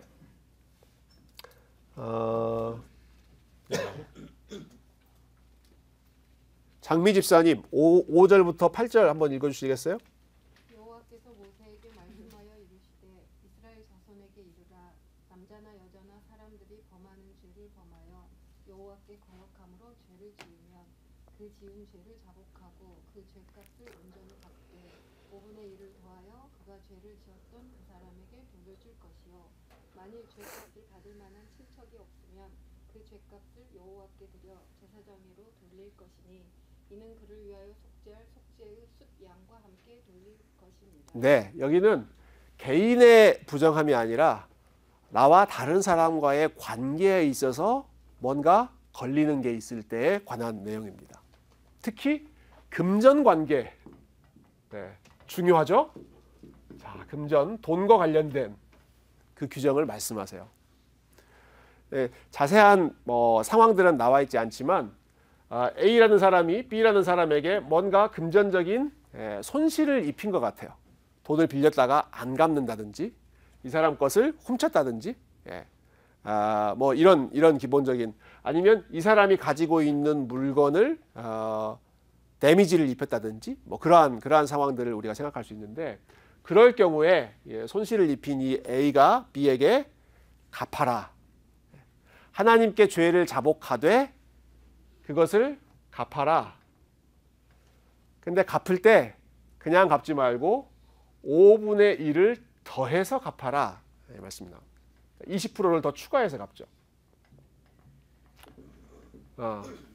그러니까 내가 손해를 입힌 게 100만 원이라고 하면 내가 하나님 잘못했습니다. 하나님 저의 죄를 용서해 주십시오. 하나님께 회개하는 것으로 끝날 수 없고 내가 어떤 사람에게 잘못한 것은 당연히 하나님 앞에서 우리가 회개해야 되지만 그 사람에게 100만 원을 갚아라. 내가 손실 입힌 거 갚아라. 근데 100만 원만 원금만 갚아서는 안 된다. 20%를 더해서 갚아라. 120만 원 뭐 갚아라. 왜냐하면 뭐 그게 이자의 의미도 있을 수 있고 그 사람에게 끼쳤던 정신적인 손해까지 있기 때문에 그런 것까지도 다 카운트해서 갚아야 그래야 내가 너의 죄를 용서하겠다. 하나님 아까 우리 봤죠? 하나님 되게 꼼꼼한 정확하신 분이라고 제가 봤죠?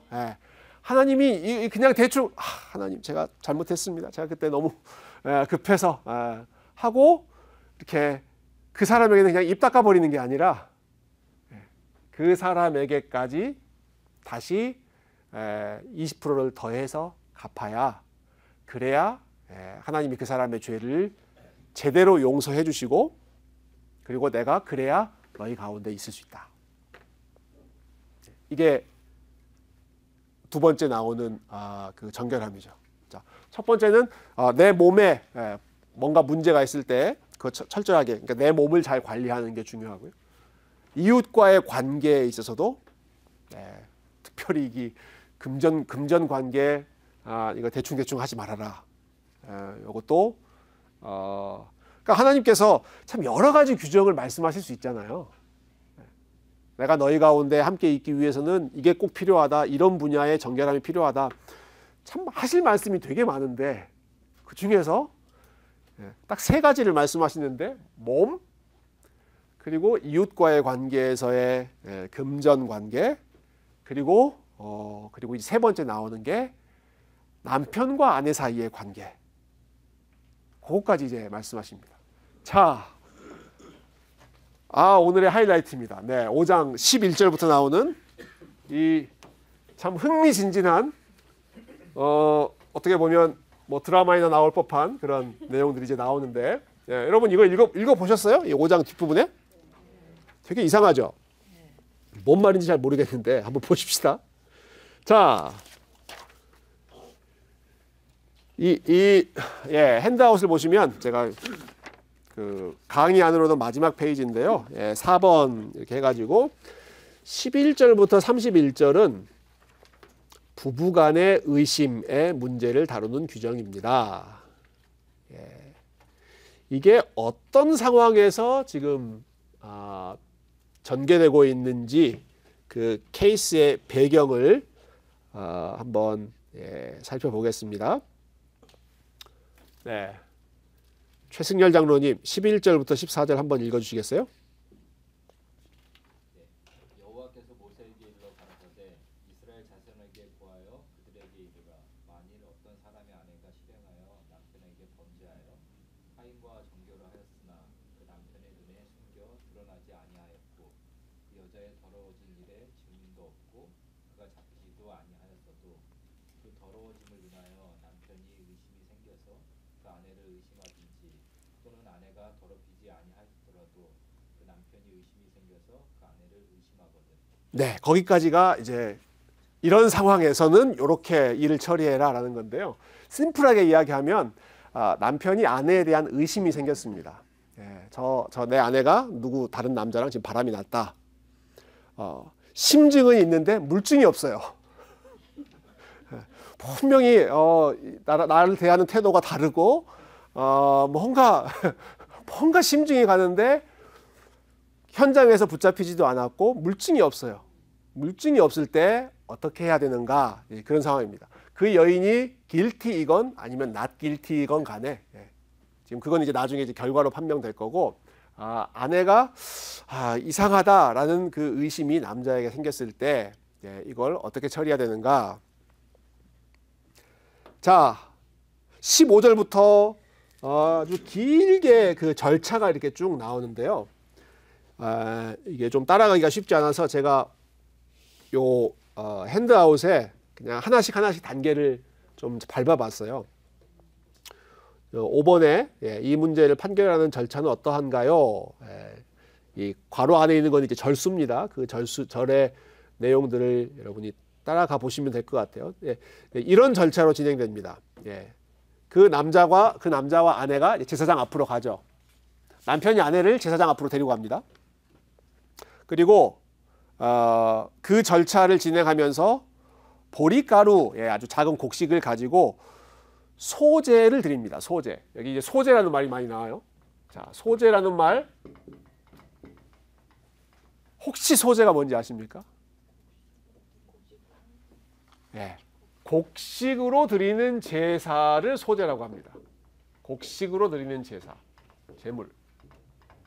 다른 제물들은 다 동물을 태워서 제물로 바쳤잖아요. 근데 곡식으로 하나님께 드렸던 제사가 소제였어요. 왜 소제인가? 소자가 하야타 소자예요. 하야타 소자. 하야타.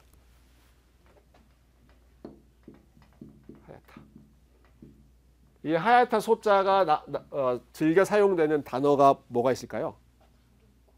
소로 시작하는 단어. 소복 맞습니다. 소복. 전설의 고향에 많이 나오는 소복. 소복이 그 하야타 소자예요. 하얀 옷, 흰 옷. 왜 하얀 제물일까요? 곡식을 빻으면 이게 가루가 되잖아요. 흰 밀가루, 쌀가루 되잖아요. 그러니까 그 하얗게 된 것으로 하나님 앞에 드리는 제물이 소제입니다. 영어로는 이제 grain offering이라고 돼요. 그러니까 진짜 이 민수기에 나와 있는 이 내용들이요. 구약 성경 여러 가지 내용들하고 이렇게 연결되어 있기 때문에 우리가 전체적으로 이해하는 데 도움이 많이 되는데, 자, 소제를 가지고 이 소제를 별명을 붙인 것 같아요. 의심의 소제라고 이렇게 붙이기도 하고, 그러니까 이런 케이스에 지금 사용했던 소제이기 때문에 또 기억나게 하는 소제다. 기억나게 하는 소제. 아마 죄를 지은 일이 있으면 이 절차를 하면서 너 그 죄가 기억날 거야. 이런 의미로 이름을 붙인 것 같아요. 자, 이 소제를 드리면서 그 다음 절차를 봅시다. 16절에 보시면 이 여인을 여호와 앞에 세우고, 즉 제사장 앞에 세운다는 말이겠죠. 그리고 토기, 흙으로 만든 그릇에 거룩한 물을 담습니다. 제사장이 사용하는 어떤 특별한 물인 것 같아요. 그 물을 담고, 그리고 지금 성막에서 진행되고 있으니까 성막 바닥에 티끌을 아마 조금 소량을 그 물에 섞고, 그런 야도 일종의 사약 같은 걸까요? 뭔가 좀 특별한 의미를 담은 물을 만든 거죠. 그 다음 18절 보면 이 여인은 머리를 풀고 의심의 소재를 손에 들고, 자, 이 여인은 이 곡식 제물 요걸 손에 들고, 제사장은 본인이 만든 물을 손에 들고, 지금 양쪽에 하나씩 손에 들고 있는 거죠. 그 다음에 맹세를 하게 합니다. 요거는 한번 확인해 보죠. 19절부터. 자, 5장 19절. 5장 19절부터 22절까지. 여인이 하는 맹세인데, 우리 자매님들께 이걸 읽으라고 하면 되게 불편하실 것 같아서 제가 읽겠습니다. 누구 읽으라고 하면 이거 상처받을 수 있어요. 제가 19절부터 22절까지 제가 읽겠습니다. 자, 여인에게 맹세하게 하여 그에게 이르기를, 자, 제사장이 이제 맹세를 시키는 거예요. 네가 네 남편을 두고 탈선하여 다른 남자와 동침하여 더럽힌 일이 없으면 저주가 되게 하는 이 쓴 물의 해독을 면하리라. 아무 일 없을 것이다. 그러나 네가 네 남편을 두고 탈선하여 몸을 더럽혀서 네 남편 아닌 사람과 동침하였으면 제사장이 그 여인에게 저주의 맹세를 하게 하고 그 여인에게 말할지니라. 네, 이런 저주를 받는다라고 확인을 시키는 거죠. 여호와께서 내 넓적다리가 마르고 내 배가 부어서 네가 내 백성 중에 저주거리 맹세거리가 되게 하실지라. 이 저주가 되게 하는 이 물이 내 창자에 들어가서 내 배를 붓게 하고 내 넓적다리를 마르게 하리라 할 것이요. 여인은 아멘 아멘 할지니라. 자, 이 내가 만든 이 물을 네가 먹었는데 나쁜 그 행위가 있었으면 벌을 받을 거고, 그런 행위가 없었으면 아무 일 생기지 않을 것이다. 이렇게 하나님 앞에서 맹세하도록 그 맹세를 시키는 거죠. 이 여인이 뭐라고 대답해요? 아멘 아멘이라고 대답했어요. 여기 나오는 그 처벌의 규정이요. 문제가 있었으면, 당신이 잘못된 일을 했으면 내 넓적다리가 마르고 네 배가 붓게 될 것이다. 내가 배가 붓는다는 게 임신한다는 말처럼 들리는데 그게 아닙니다. 배가 붓는다는 거는 배가 아플 것이다. 이 물이 들어가서 네 배가 아파서 붓게 될 것이다 라는 거고요. 내 넓적다리가 마른다 라고 하는 것은 이건 그 하반신에 대한 좀 은유적인 표현으로 네가 더 이상 아이를 낳지 못하는 그런 불임의 몸이 될 것이다 하는 그런 의미입니다. 네. 그러니까 잘못한 일이 있으면 이런 결과를 받게 될 것이고, 그렇지 않고, 네, 조금 더 뒤로 넘어가 볼게요. 27절과 28절 제가 그 결과를 다시 한번 말씀드릴게요. 그 물을 마시게 한 후에, 그 물을 마시게 한 후에 만일 여인이 몸을 더럽혀서 그 남편에게 범죄하였으면 그 저주가 되게 하는 물이 그 속에 들어가서 쓰게 되어 비를하게 돼서 그의 배가 부으며 그의 넓적다리가 마르리니 그 여인이 그 백성 중에서 저주거리가 될 것이니라. 그러나 여인이 더럽힌 일이 없고 정결하면 해를 받지 않고 임신하리라. 잘못된 일을 했으면 임신하지 못한다. 잘못이 한 일이 없었으면 너는 임신할 수 있다. 요걸로 이제 남편의 의심을 뭐라고 해야 될까요? 뭐 제거한다고 해도 되고 해소한다고 해도 되고, 지금 요 이슈로 생긴 이제 부부간의 어떤 갈등 이런 것들을 제사장 앞에서 처리하는 그런 과정이 요 의심의 법이라는 거였습니다. 네. 여러분 이 법에 대해서 어떻게 생각하세요? 이 절차에 대해서 어떻습니까? 이런 일들이 생겼을 때 아내를 제사장 앞으로 데리고 가서 이런 일을 한다. 그 내용은 뭐 다 이해하셨죠? 그 절차에 대해서는 어떻게 생각하세요? 이 절차. 집사님 뭐 질서 있게 일하신다. 또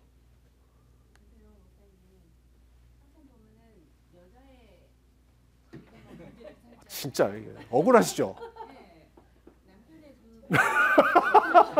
남편 끌고 가야 되는데 그 사람도 끌고 그러니까요.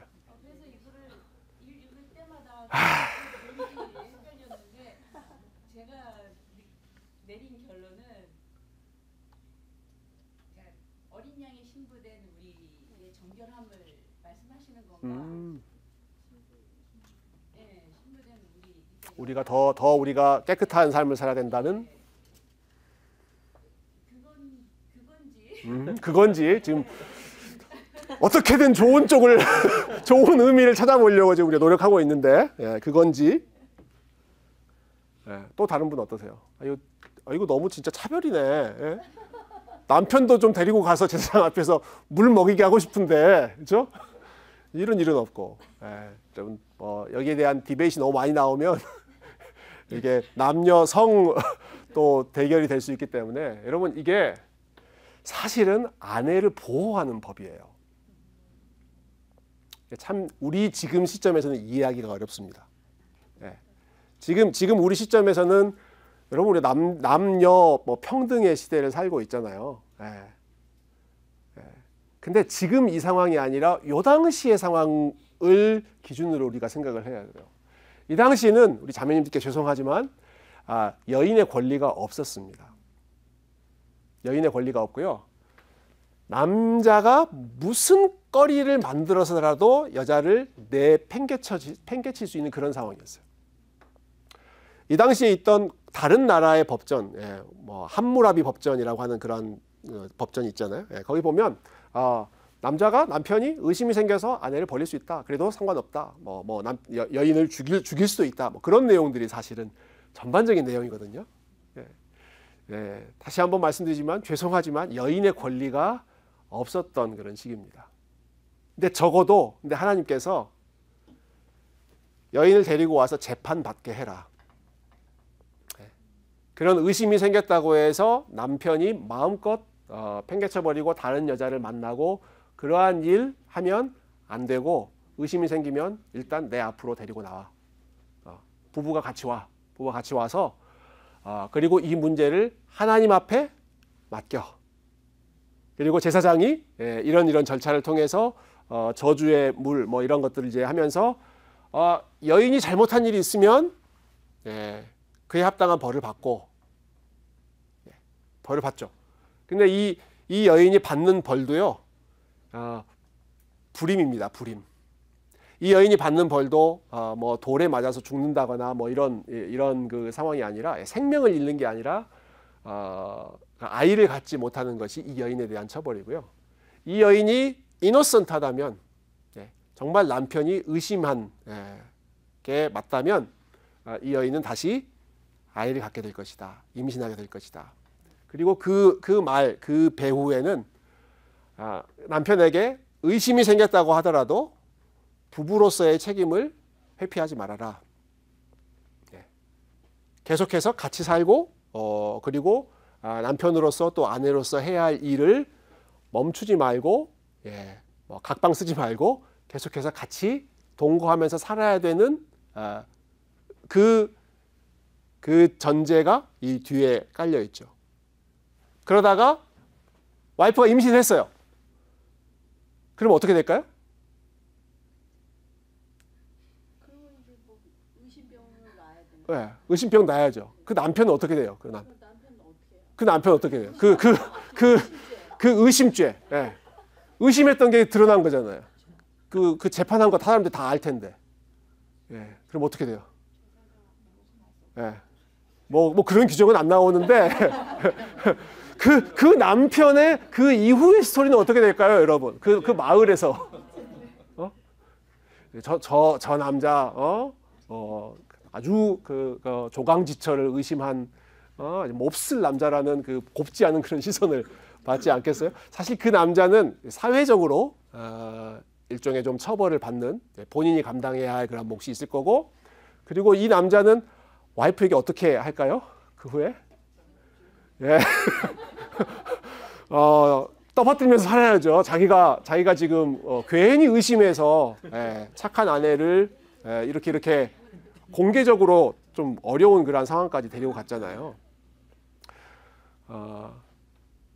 그러니까 이 과정 자체만 보면 이 여자가 너무 부당한 일을 당하는 것 같다. 왜 남자는 안 데리고 가느냐? 이제 그런 질문들이 사실 나올 수 있는데 설명드린 것처럼 아무런 권리가 없었던 그러한 상황 속에서 일단 이런 문제가 생기면 일단 재판을 받아라.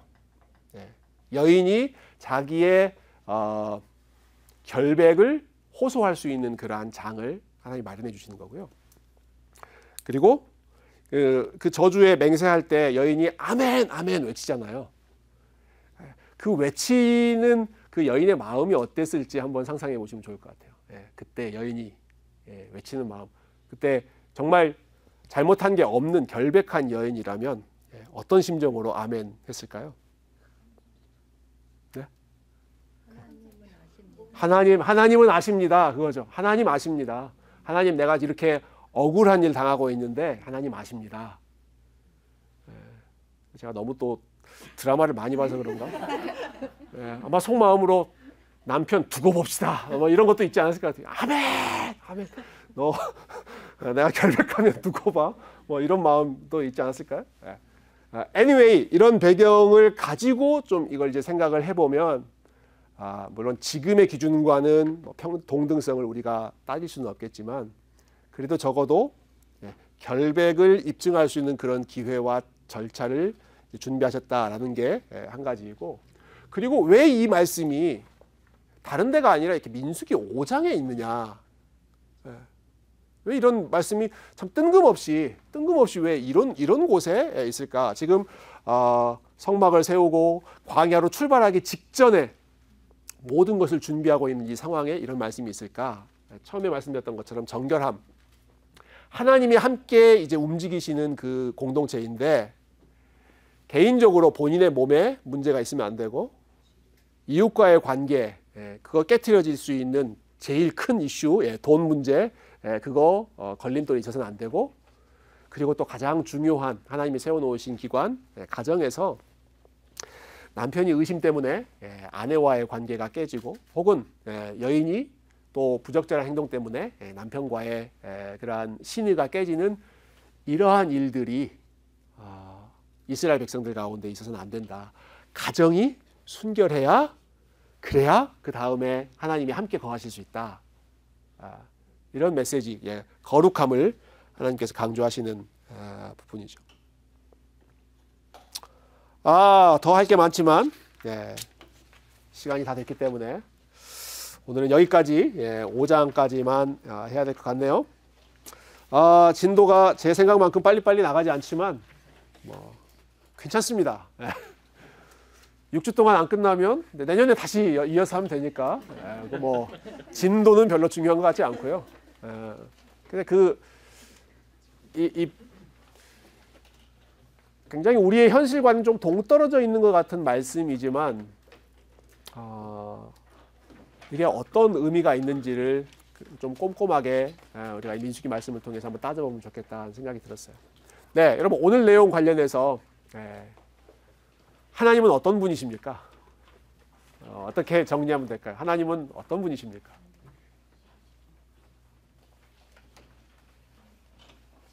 하나님 확실하신 분이다. 하나님 확실하신 분이다. 하나님은 확실하게 카운트하시고 또 확실하게 판단하시고, 하나님 확실하신 분이다. 또 어떤 생각이 드세요? 하나님 거룩하신 분이다. 하나님은 우리와 함께 하시는 분인데, 그 안에 거하시잖아요. 가장 중심에 거하시잖아요. 그런데 거룩하신 분이어서 죄가 있는 사람들과는 함께 거하실 수 없고, 그리고 거룩한 분이시기 때문에 심지어 레위 지파의 뭐 고핫, 게르손 이런 지파, 가장 거룩하다고 하는 그런 지파들 사람들이라고 하더라도 섣불리 하나님께서 금해 놓은 것들을 만지거나 그럴 수 없다. 하나님이 정해 놓으신 그 선을 지켜야 한다. 물론 이 거룩함의 장벽이 우리 예수님으로 인해서 깨졌죠. 그래서 우리가 아까 본 것처럼 커튼도 다 찢어지고, 이제는 누구나 뭐 우리가 뭐 교회에 있는 십자가 만졌다고 막 이렇게 막 벌 받거나 그러지 않고, 사실 이런 개념이 그 한국 교회 안에도 많이 있었어요. 그래서 이제 교회 건물에서 함부로 올라가면 안 되는 곳이 있었죠. 강대상 함부로 올라가면 안 됩니다. 예전에 강대상 올라갈 때 거기 이제 슬리퍼 이렇게 쫙 입고, 목사님들 혹은 뭐 장로님들만 딱 신발 신고 이제 경건하게 올라갈 수 있었지, 감히 막 애들이 그 위를 막 뛰어다니거나 뭐 그러면 이제 어르신들 난리 났죠. 이제 그런 개념이 그때까지 남아 있었기 때문에 그런 이제 문화적인 부분들이 있는데요. 그런 이제 물리적인 장벽은 깨졌지만 지금은 누구나 강대상 위로 올라갈 수도 있고, 뭐 우리 어린 아이들도 막 이렇게 왔다 갔다 가서 뭐 이렇게 드럼도 치고 그런 거 이제 다 가능하지만 예수님 안에서 우리가 더 이상 가까이 나아갈 수 없는 그런 장벽이 다 폐지되었지만, 그러나 하나님의 거룩하심은 여전히 남아 있기 때문에 우리의 몸과 관계와 또 가정 안에 계신 분들은 우리 가정 안에서의 이러한 정결함과 거룩함을 우리가 정말로 중요하게 생각하고 지키는 게 하나님과 동행할 수 있는 그러한 길이고 또 복된 길을 살아갈 수 있는 방법이다. 이런 내용들을 함께 기억하시고 또 여러분 개인적으로 한번 적용해 보시면 좋겠습니다.